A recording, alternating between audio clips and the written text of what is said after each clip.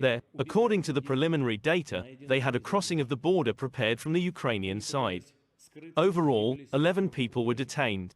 Ukraine, for its part, vehemently denies the Ukrainian military intelligence spokesperson Andrei Yosov is calling it yet another Russian lie, far-fetched from reality. Dan Perry here with us in studio. Let's try and get a better understanding of the different forces here.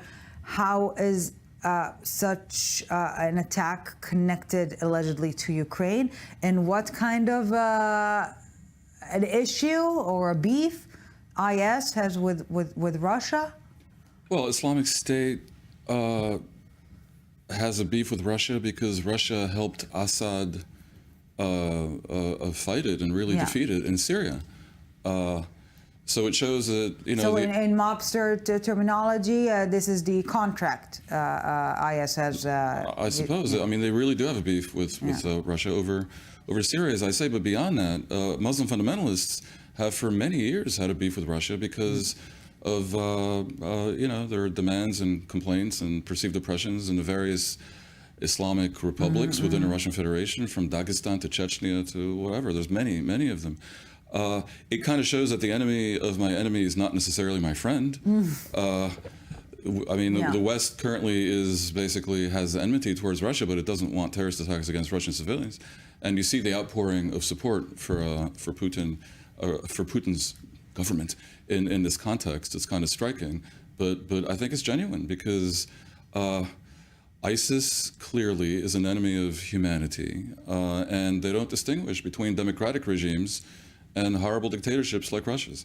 Now, and yet Putin is not using the term Nazis just like that. This is a term he frequently well, it's a term he throws around toward anyone he dislikes, from Ukrainians. Exactly.